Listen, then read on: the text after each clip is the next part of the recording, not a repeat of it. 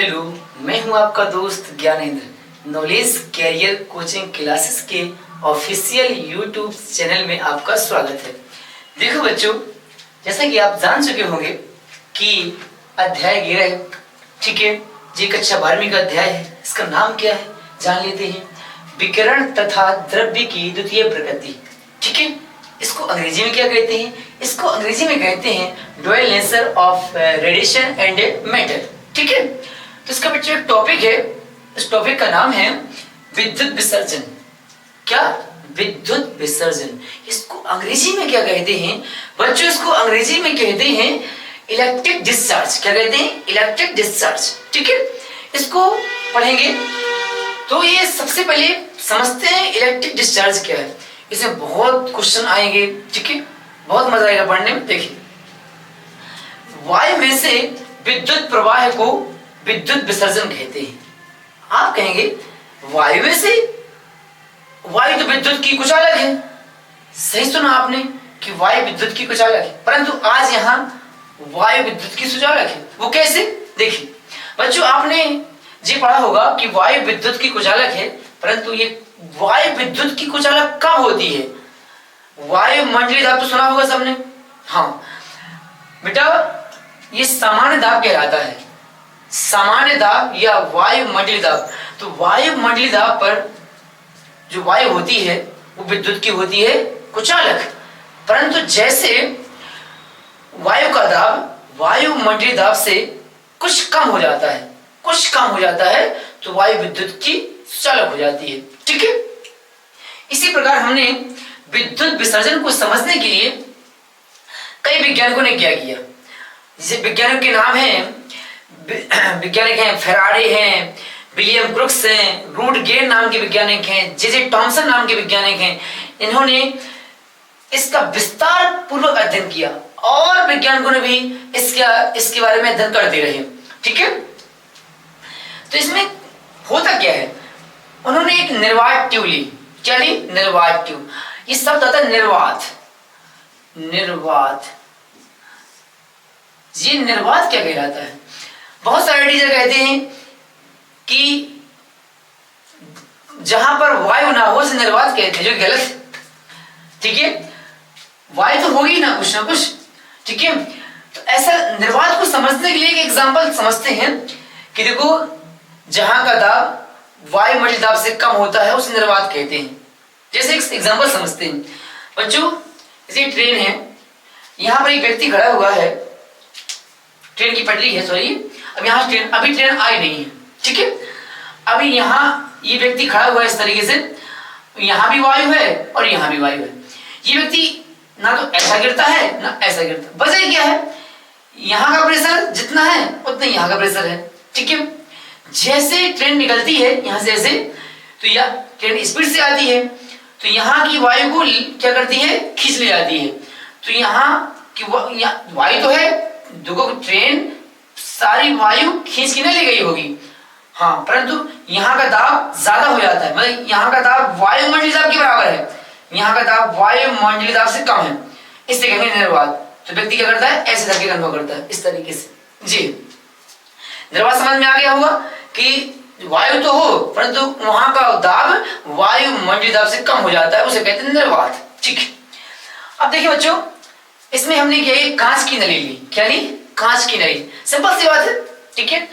कांच की नली में अभी कांच की नली ली है, परंतु ये कैसी है? ये बेटा 30 सेंटीमीटर, क्या सुना आपने? 30 सेंटीमीटर लंबी है, ठीक है। 30 सेंटीमीटर लंबी है और 3 सेंटीमीटर इसका व्यास है।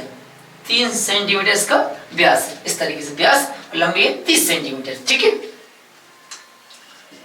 व्यास समझिए। तो और क्या किया हमने बेटा? इसमें एल्यूमिनियम के 2 लिए इलेक्ट्रोड। क्या लिए? आप किसी अन्य धातु ले सकते हो, कोई दिक्कत नहीं है। इसमें बच्चों एल्यूमिनियम के 2 लिए इलेक्ट्रोड लिए। इन दोनों इलेक्ट्रोडों का संबंध तार के माध्यम से प्रेरण कुंडली से कर दिया हमने। आप कहेंगे सर जी इसको क्या यूज है? बताएंगे, रुक जाइए। अब यहाँ पर ये वायु चूसक पंप लगा दिया है यहाँ पर। क्यों? क्योंकि ये यहाँ का जो वायु होगी खींचना है। जब तक यहाँ का दाब वायुमंडलीय दाब के बराबर होगा तो यहाँ से इलेक्ट्रॉन यानी विद्युत धारा प्रवाहित नहीं होगी। तो जी क्या लगा दिया? मैनोमीटर। मैनोमीटर का काम क्या है? हर क्षण पर बच्चों यहाँ का दाब मापता है। क्या करता है? हर क्षण यहाँ का दाब मापेगा। ठीक है। आप कहेंगे वायुमंडलीय दाब को मापने के लिए बैरोमीटर यूज करते हैं। बैरोमीटर, बैरोमीटर क्या करते हैं? बैरोमीटर। ये मैनोमीटर क्या है? हाँ, जहां का दाब वायुमंडलीय दाब के बराबर होगा तो उसे बैरोमीटर यूज करते हैं। जहां का दाब वायुमंडलीय दाब से कम होगा उससे वहां यूज करेंगे मैनोमीटर। क्या? मैनोमीटर। ठीक है, समझिए। अब ये बैरोमीटर वायुमंडलीय दाब मापने की इकाई है। ठीक है, इसे बैरोमीटर ऐसा बोलते हैं शॉर्ट में। ठीक है। अब वायुमंडलीय दाब मापने के यंत्र कौन कौन से हैं? कुछ लोग शॉर्ट में बोलते हैं वायु दाब मापी। सही है।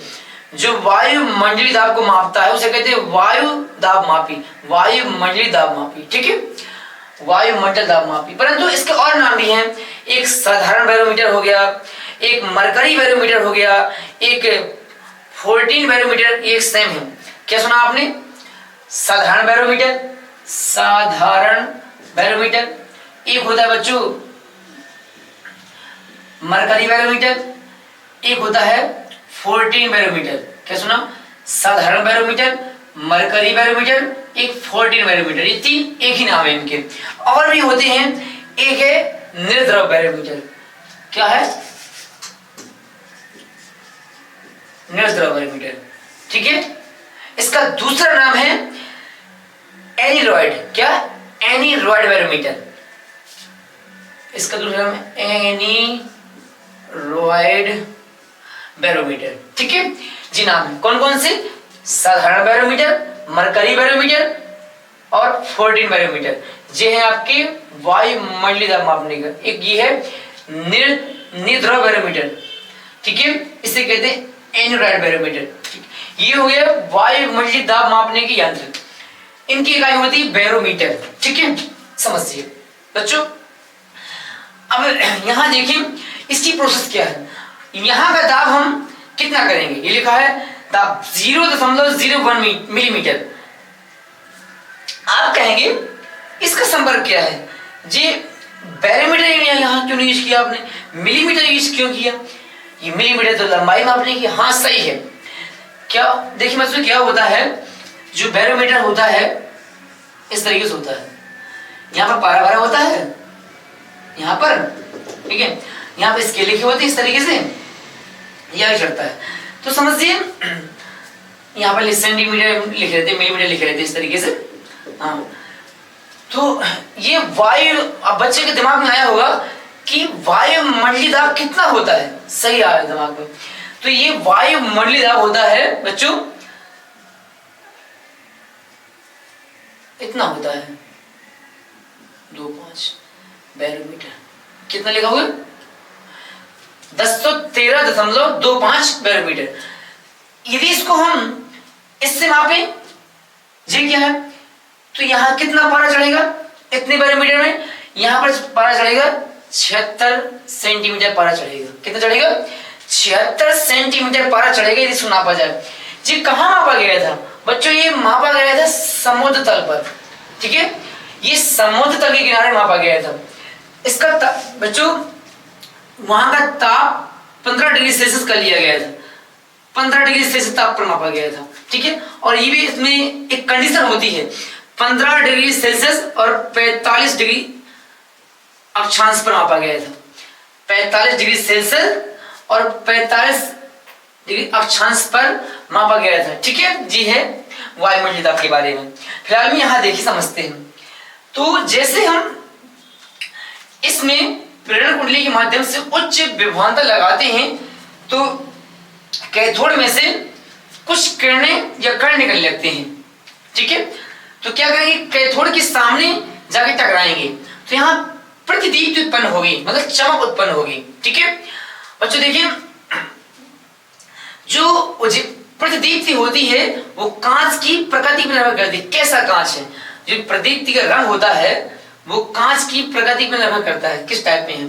और एक बात और बता दूं कि जो यहाँ पर चाहे जौन सी गैस भर लो, अच्छा जौन से इलेक्ट्रोड लगा लो, ठीक है, जो कैथोड किरणें होती हैं बच्चों, उनके गुणों में कोई अंतर आने वाला नहीं है, उनके गुणों में अंतर नहीं आता है। चाहे जौन सी गैस भर लीजिए, चाहे जौन से इलेक्ट्रोड लगा दीजिए, ठीक है। तो यहां से देखो कैथोड से बच्चों कैथोड किरणें निकलती हैं, इसलिए इन्हें कैथोड किरणें कहा गया है। इनको सन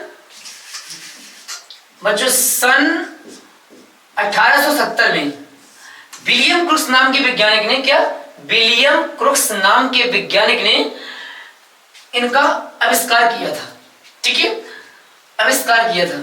और 1879 में इनकी खोज की थी 1870 में, और इनका अध्ययन आविष्कार हुआ था 1879 में। विलियम क्रुक्स ने किया था, क्या बच्चों, खोज की थी और आविष्कार किया था 1879 में, ठीक है। समझ में आ गया होगा कि ये प्रोसेस पूरी क्या है। तो देखिए बच्चों, इसी प्रकार जब आगे इलेक्ट्रॉन कैसे उत्सर्जित होते हैं वो पढ़ेंगे, ठीक है, अगली वीडियो में। देखो संघर्ष तो कठिनाई है, पड़ेगी ही। एक कहावत है, ना संघर्ष ना तकलीफ तो खाक मजा है जीने में, एक से तूफान थम जाते हैं जब आग लगी हो सीने में। ठीक है बच्चों, मिलते हैं अगली वीडियो में, जब तक के लिए जय हिंद जय भारत, वंदे मातरम।